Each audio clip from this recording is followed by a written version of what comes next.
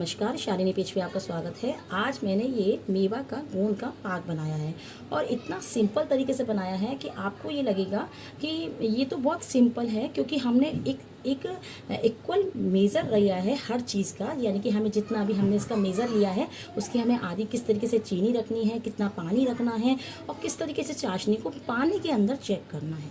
एक तार दो तार की चाशनी नहीं बता रही हूँ मैं आपको, पानी के अंदर आपको चाशनी को किस तरीके से चेक करना है वो बता रही हूँ। तो यदि आपको ये वीडियो अच्छी लगी तो लाइक शेयर ज़रूर कीजिएगा। बनाने के लिए मैंने ये कढ़ाई चढ़ा दी है। अब इसमें मैं बिल्कुल थोड़ा सा घी डालूंगी, और घी इसलिए डाल रही हूँ क्योंकि मैं खोआ भून रही हूँ, तो खोआ जो है वो कढ़ाई में चिपके ना, इसलिए बिल्कुल थोड़ा सा 2 बूंद मैंने घी डाला है। और ये 250 ग्राम खोआ है, जिसको मैं लाल होने तक, जब तक ये घी ना छोड़ दे तब तक मैं इसे भून लूंगी। बस खोआ भून चुका है। जब आप इसको इस तरीके से करेंगे तो ये नीचे से अपने आप उठ के आ जाएगा, पूरा अपने आप इस तरीके से अपने आप उठ के आ जाएगा, भून चुका है। और खोआ हम इसलिए भूनते हैं ताकि पाक को आराम से रख के स्टोर करके खा सकें, तो इसलिए हम खोआ इसमें भून के डालते हैं। तो अब ये हम उतार लेंगे। गोंद के पाक के लिए या तो आप पूरे गोंद का पाक बना सकते हैं या फिर उसमें थोड़ी सी मेवा भी डाल सकते हैं। तो जिस कढ़ाई में मैंने 250 ग्राम खोआ भूना था, उसी में ही ये 250 ग्राम खोआ मैंने इसके भून के रख दिया था। उसी में ही मैंने थोड़ा सा घी चढ़ा दिया है, देसी घी, जिसमें मैं थोड़ी सी ये मेवा है इनको मैं डीप फ्राई कर, जिसमें काजू है, मखाने हैं, बादाम है, चिरौंजी है और थोड़ी सी किशमिश है। तो ये मैं इसमें घी में डीप फ्राई कर लूँगी। और ये मैंने 100 ग्राम गोंद लिया है, जिसको मैंने थोड़ी देर धूप लगा दिया था ताकि ये इसके अंदर जो नमी रह जाती है वो नमी इसके अंदर खत्म हो जाए और ये अच्छे से फूल जाए। तो ये 100 ग्राम मैंने गोंद लिया है, इसको भी मैं इसी घी में डीप फ्राई करके इसको फुला लूँगी। ये एकदम फूल के बिल्कुल पॉपकॉर्न जैसा बन जाता है। चीनी जो है, चाशनी है, वो अभी हमने नहीं ली है। पहले हम अपना मिक्सचर देखेंगे, जितना मिक्सचर बनेगा उसकी हम आधी चीनी लेंगे, उसकी चीनी से ही हम चाशनी तैयार करेंगे। तो पहले हम इसको तैयार कर लेते हैं। हमने खोआ ले लिया है। अब हम इसमें थोड़े से काजू हैं, इसको डीप फ्राई कर लेंगे और थोड़ा सुनहरा होने तक हम इसे भून लेंगे। ये बस रोस्ट हो चुके हैं। ज़्यादा नहीं करना है वरना कड़वाहट आ जाएगी इसके अंदर।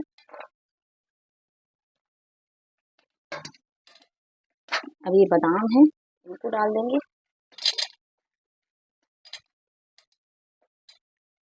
सबको अलग अलग इसलिए इसमें डीप फ्राई करते हैं क्योंकि कुछ चीज़ें जैसे ये छोटी हैं तो जल्दी हो जाएंगी, ये बड़ी हैं थोड़ी देर से होंगी, इसलिए आप अलग अलग करेंगे तो ज़्यादा अच्छा है। क्योंकि सबका भुनने का जो है वो रोस्ट होने का जो टाइमिंग है वो सबका अलग अलग है।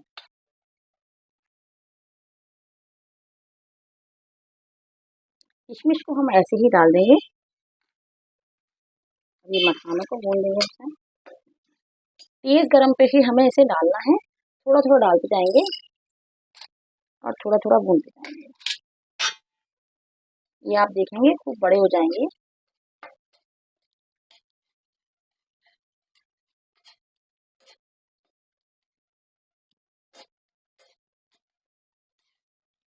आपको मैं एकदम सिंपल तरीका बताती हूँ कि आपको जो भी पाक बनाना हो उसका मिक्सचर ले लीजिए। यानी कि हम गोंद का बना रहे हैं तो गोंद का, अगर आप गिरी का बना रहे हैं तो गिरी का। तो ये पूरे मिक्सचर को हम एक कर लेंगे पहले, और इसी में ही हम ये खोआ था ये डाल लेंगे इस तरीके से तोड़ के और आपस में अच्छे से मिला लेंगे। अब हम इस मिक्सचर को कोई भी कटोरी या किसी से भी मेज़र कर लेंगे। कोई भी मिक्सचर बना रहे हैं, चाहे आप वो गिरी का पाक बना रहे हैं, चाहे आप ये गोंद का और मेवा का पाक बना रहे हैं, इनको बस इस तरीके से पहले मिक्स कर लीजिए अच्छे से। और आपको कितनी चीनी लेनी है इसका मेज़र करना बहुत मुश्किल होता है, कहीं मीठा ज़्यादा ना हो जाए, कितनी चीनी लेनी चाहिए, तो उसी का ही सिंपल तरीका बता रही हूँ मैं आपको कि कोई भी रेसिपी आपके लिए इतनी सिंपल हो जाए कि आप कितना भी आपको नहीं भी बनाना आएगा तो भी आप उसको एकदम परफेक्ट तरीके से बना लेंगे। तो अब जैसे हमने ये मिक्सचर लिया है, तो अगर आप गिरी का पाक बना रहे हैं तो गिरी का मिक्सचर ले लीजिए, अगर आप गोंद का बना रहे हैं तो गोंद का ले लीजिए, अगर मेवा का बना रहे हैं तो मेवा का ले लीजिए। सबका मेजरमेंट सेम रहता है क्योंकि चीनी हमारी ज़्यादा नहीं होनी चाहिए। तो आप कोई भी कटोरी का माप ले लीजिए, कोई भी जो आपके घर में हो उस तरीके से ऐसे मेज़र कर लीजिए। ये हो आप एक तरह से हो गया, यही रख लेते हैं 1 कटोरी। ये हो गया 2 कटोरी।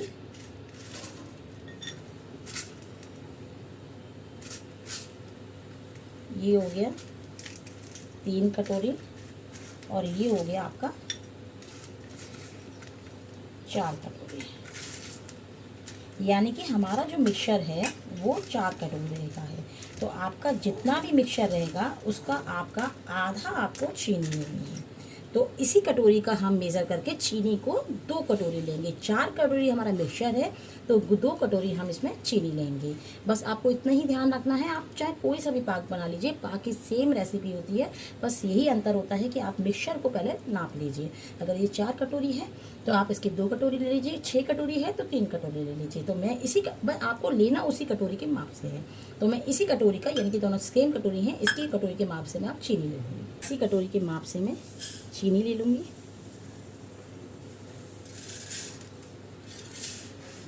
1 2, बस हमें इतनी ही चीनी लेनी है। अब हम इसकी चाशनी तैयार करेंगे। चाशनी का भी मैं आपको बिल्कुल सिंपल तरीका बताऊंगी कि आप जिससे आराम से पता कर सकते हैं कि चाशनी कितने तार की और कैसी होनी चाहिए। क्योंकि तार तो कि बहुत से लोगों को समझ में आता है, बहुत लोगों को नहीं समझ में आता। तो कोई दिक्कत नहीं है, नहीं आए तो भी मैं आपको सिंपल तरीका बताती हूँ कि आप चाशनी किस तरीके से तैयार करेंगे। कोई भी प्लेट ले लीजिए, उस पर आप देशी घी का थोड़ा ग्रीसिंग कर लीजिए ताकि आपका जब पाक तैयार हो तो तुरंत आप इसके अंदर डाल सकें। कढ़ाई गर्म करने रख देंगे, जिसमें हमने मेवा भूनी थी उसी में ही हम डाल देंगे इसी चीनी को। मेज़रमेंट सही रहेगा तो आपका पाक बिल्कुल परफेक्ट बनेगा। हमारी 2 कटोरी चीनी थी, तो पानी कितना लेना है? पानी आपको आधी कटोरी लेना है, यानी कि आपकी जितनी चीनी है उसका 1/4। आप जितनी भी चीनी लीजिए उसका, यानी कि आपने 8 कटोरी चीनी ली है तो आपको 2 कटोरी पानी, मतलब उसका 1/4 लेना है। तो इस तरीके से मैंने 2 कटोरी का आधी कटोरी पानी इसमें ले लिया है। क्योंकि ज़्यादा पानी लूँगी तो मुझे तार बनाने में भी उतना टाइम लगेगा और चीनी मेल्ट होने में भी, और उसका जो चाशनी है गाढ़ी होने में बहुत टाइम लग जाएगा। तो इसलिए बस आधी कटोरी पानी लिया है ताकि चीनी अच्छे से मेल्ट हो जाए। अभी आप देखिए इसका भी काफ़ी सारा पानी छोड़ देगी चीनी। जब तक चाशनी बनती है हमारी, अभी से चीनी मेल्ट नहीं हुई है, तब तक आप किसी भी प्लेट पे या किसी भी कटोरी में इस तरीके से आप पानी ले लीजिए। पानी हमने इसलिए लिया है कि हम इसके अंदर चाशनी डालेंगे। जैसे ही चाशनी अगर फेविकॉल की तरह से उठ रही है तो वो चाशनी परफेक्ट है। अगर वो फैल रही है, उठने में नहीं आ रही है, तो वो चाशनी परफेक्ट नहीं है। मैं अभी आपको दिखाती हूँ। ये देखिए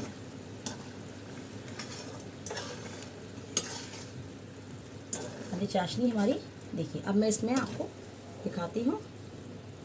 ये प्लेट है जैसे, अब मैं इसमें 2 बूंद ये डाल दिया मैंने, ठीक है। अब आप इसमें ये चेक करिए, ये देखिए इसमें चाशनी पता ही नहीं चल रही, बिल्कुल मिक्स हो गई, यानी कि अभी चाशनी नहीं बनी है। अगर इसके अंदर आपको फेविकॉल जैसा बिल्कुल ऐसे उठ के आ जाए तभी आपकी चाशनी परफेक्ट है। अभी थोड़ी देर और इसको इस तरीके से बॉईल होने देंगे और आपको हर 2 मिनट पीछे इसको चेक करते रहना है, क्योंकि चाशनी कहीं ज़्यादा ना हो जाए। तो अब फिर दोबारा इस तरीके से चेक करते हैं। ये देखिए 1 बूंद डालना है, देखिए अब आपको समझ में आ रहा होगा। इसमें अभी भी ये फैल गई है, अभी भी इसमें फेविकॉल जैसा कहीं भी पता ही नहीं चला कहाँ उठ के आना है। आप चाशनी का ये चीज़ नहीं चेक करेंगे तो क्या होगा, पाक आपका जमेगा नहीं। बस फ़र्क इतना है, बाकी आपका पाक तो बनेगा पर वो जमेगा नहीं, कि आपका पीसेस वाला पाक नहीं बन पाएगा। बस यही अंतर है। अब ये बन चुका है, फिर दोबारा चेक करते हैं। हर 2 मिनट पीछे हमें चेक करना ही है। ये देखिए बस ये, अब आपको कुछ कुछ समझ आ रहा होगा। ये देखिए ये सरक गई है, ये देखिए अभी थोड़ा सा और, बस देखिए ये उठ रहा है फेविकॉल की तरह से।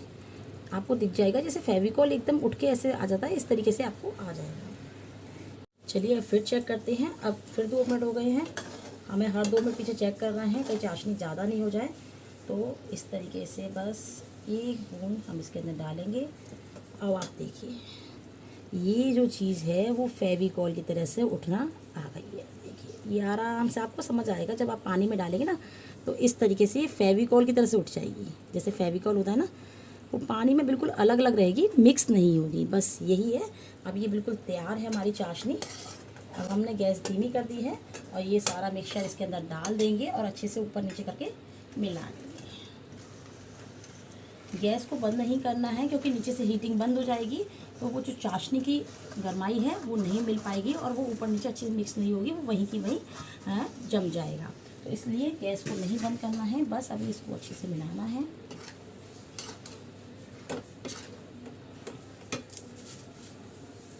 एक बार आप इस तरीके से परफेक्ट नाप से बनाइए, देखिए आपका एकदम परफेक्ट पाक जमेगा। आपको कोई दिक्कत भी नहीं होगी, आपको ये भी नहीं लगेगा कितनी चीनी डालनी है, कितना क्या डालना है। आपका जितना मन करे आप उतना मिक्सचर तैयार कीजिए और बस उसमें आधा ही चीनी मिलेगी। ये मिक्स हो गया।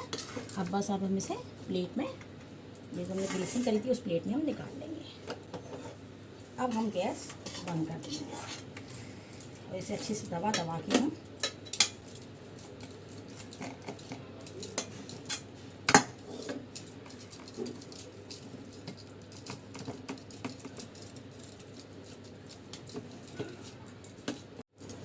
बस इसको आपको 2-3 बार इस तरह से टैप जरूर करना है।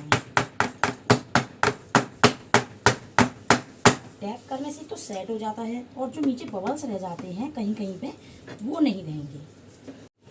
अच्छा एक चीज़ देखेंगे आप कि जब आप इसको बहुत ज़्यादा महीन कर देते हैं ना तो ये पाक का जो रंग रूप होता है ना, जैसे कहीं पे किशमिश दिखाई दे रही है, कहीं पे काजू दिखाई दे रहा है, कहीं पे बादाम दिखाई दे रहा है, कहीं पे आपको गोंद दिखाई दे रहा है, वो आपको नहीं दिखाई देगा, बिल्कुल मिक्स हो जाएगा, जैसे बर्फ़ी ऐसा लगेगा।